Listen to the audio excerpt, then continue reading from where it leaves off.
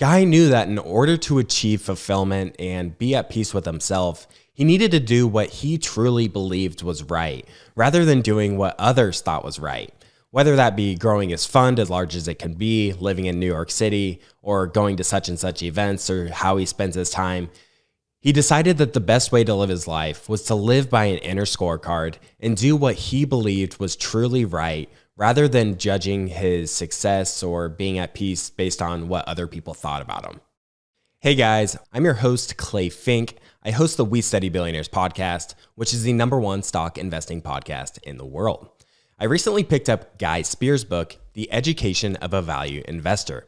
And honestly, this is one of my very favorite books I've ever read when it comes to investing and books I've covered on the We Study Billionaires podcast. William Green, who is also a podcast host on the Investors Podcast Network, actually helps Guy with writing the book, so it's no surprise to me that this book was such a hit for readers. During this YouTube episode, I wanted to share 5 big takeaways I learned from reading Guy Spier's book. For those of you who don't know Guy Spier, he's a renowned hedge fund manager who has beaten the S&P 500 by almost 250 percentage points since launching the Aquamarine Fund in 1997. Guy has also been a guest on our podcast several times, the first of which was all the way back in 2014 on our 14th episode, as today we have over 500. So with that, let's dive right into today's episode. All right, so the first lesson from Guy's book that I wanted to share in today's video was to understand the importance of incentives.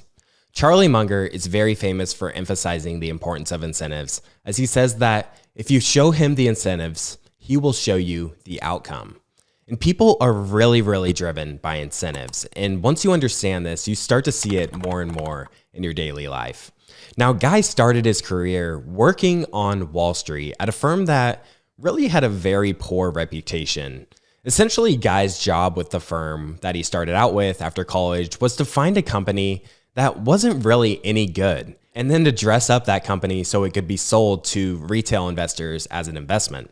And in the process of these individual retail investors getting taken advantage of, many people at the firm would take advantage of each other too. So there was just a really poor incentive structure in place at the company, which really led Guy down a path that made him question himself and question his integrity. In the book, Guy stated that, in retrospect, I had been dangerously blind about the motives and ethics of my colleagues. This was powerful proof of just how dumb even smart, well-educated people can be. It certainly took me far too long to grasp that this business was set up in such a way that if I wanted to win, I would have to lose whatever was left of my moral compass. Understanding the importance of incentives led Guy to eventually setting up his fund in a way that aligned the incentives between his investors and him as the fund's manager, meaning that he would eat his own cooking and would only profit when his investors profited. He profited with investors rather than profiting off of investors. And this is an idea that Guy Spier and Mohnish Pabrai both learned from Warren Buffett when Warren initially set up his own investment partnership. You can also think about how incentives apply to your own life. You can think about your own line of work or whether you're ever out purchasing a product.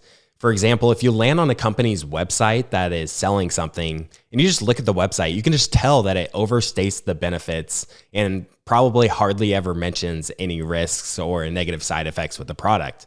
They're oftentimes doing everything they possibly can to hypnotize you into buying because that's exactly what they want you to do. They want to make the most money they can oftentimes. And Guy's book mentioned another book, which is called Influence by Robert Cialdini.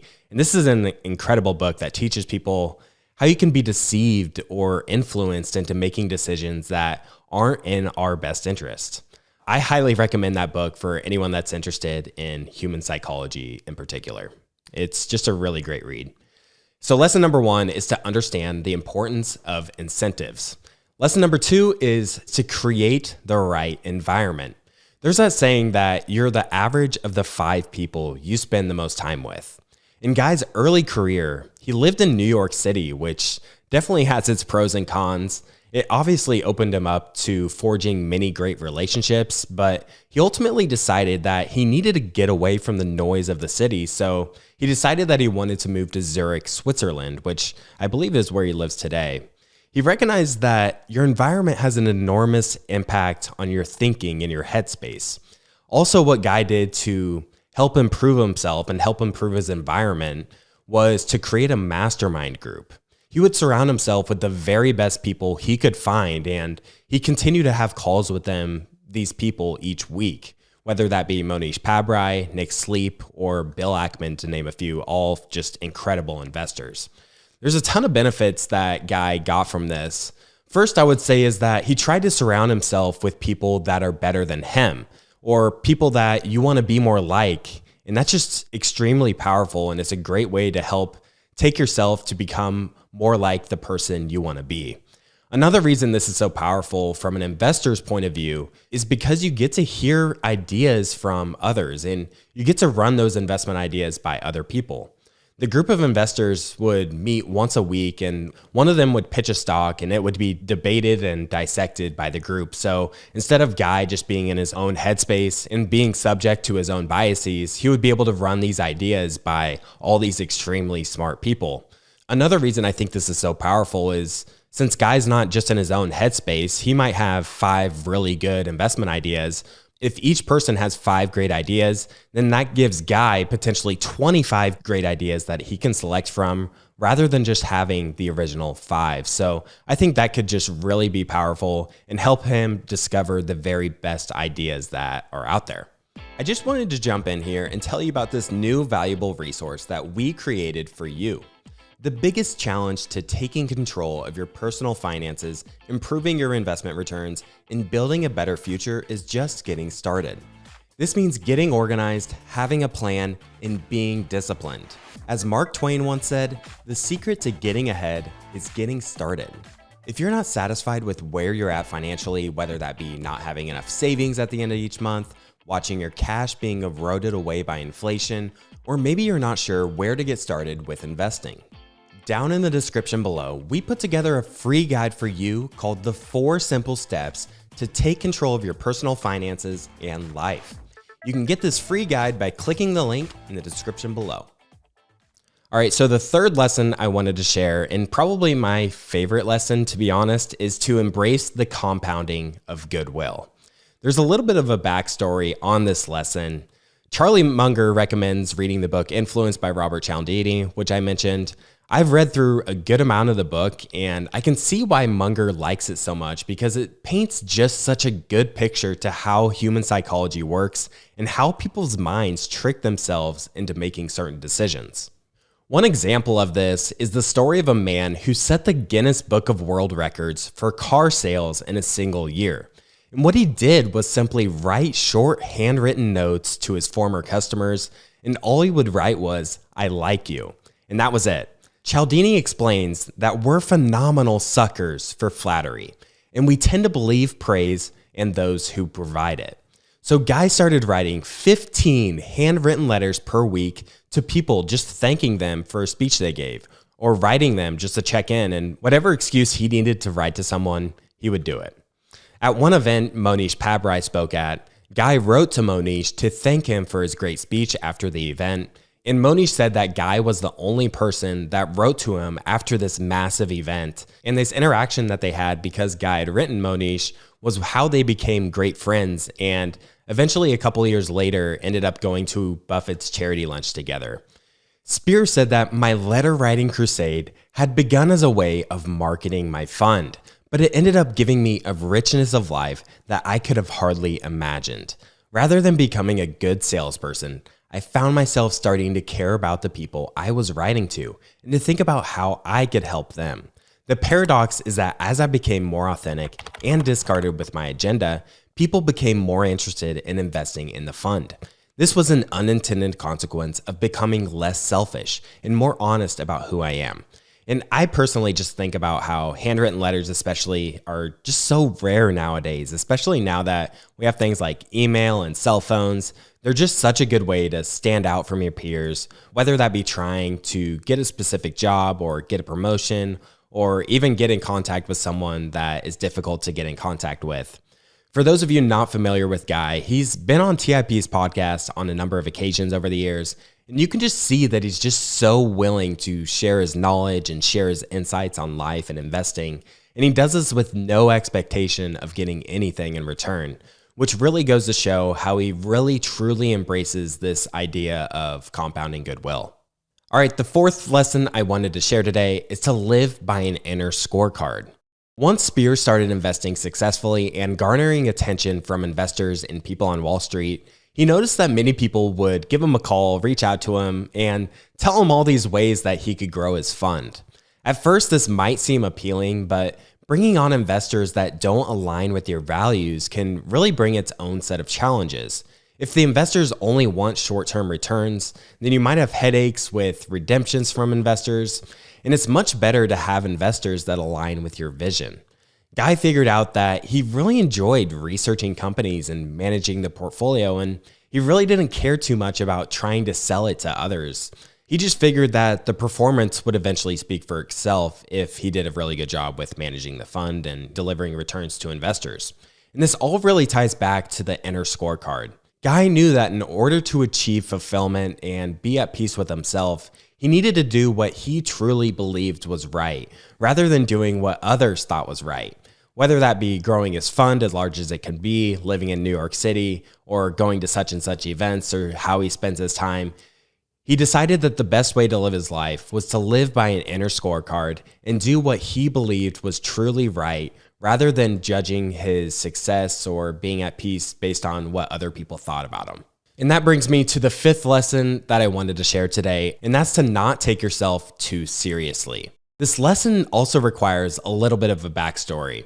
In his younger years, Guy was someone that took himself very seriously, and he wanted to be viewed as someone that was incredibly successful, so he was living by an outer scorecard like I just mentioned earlier, and caring most about what other people thought about him. Guy graduated at the top of his class in Oxford, and eventually he went on to try and make a ton of money on Wall Street. Then he discovered Warren Buffett, and he was just blown away and just so surprised to find out how successful he was and how much he enjoyed life while doing it. Buffett always says that he tap dances to work every morning, and he wouldn't want to do anything else rather than managing money for Berkshire. So rather than simply being obsessed with achieving some outcome, Guy learned to enjoy the process and understand that money isn't everything. Outside of Buffett, you look at all these successful people and you can just see that oftentimes they really aren't that happy, and they're oftentimes sacrificing something else in their life to build their business as big as it can be or make as much money as possible.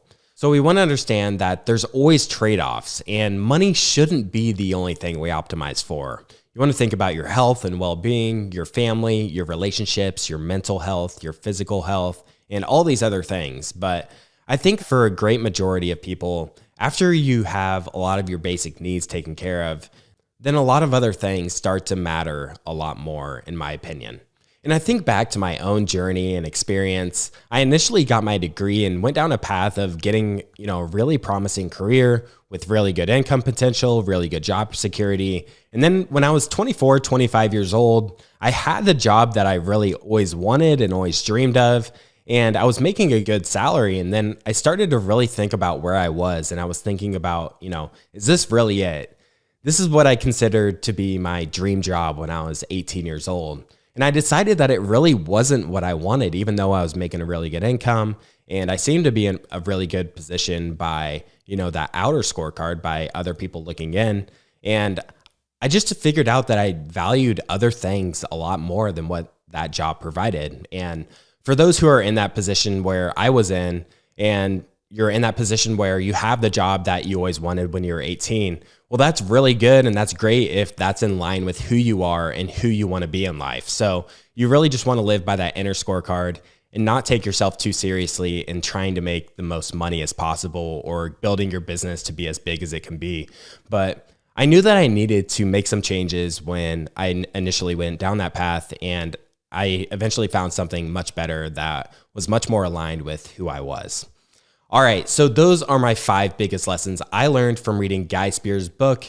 There are many more lessons from the book, but these are definitely 5 of the most important for me. If you enjoyed this video, you'll also enjoy the podcast episode we released reviewing Guy Spier's book, The Education of a Value Investor. This will be linked in the description below. It's episode 519 on the We Study Billionaires podcast, so you can find that on your favorite podcast app. Also, please be sure to click the like and subscribe button below so you can get updated and keep in touch with future videos we have in store for you. If I have clarity about what my mission is in life, then I at least can have a better plan to deal with it. And I think that even more than that, if the mission is the right mission, you might be lucky enough to attract people into your life who help you to deal with it.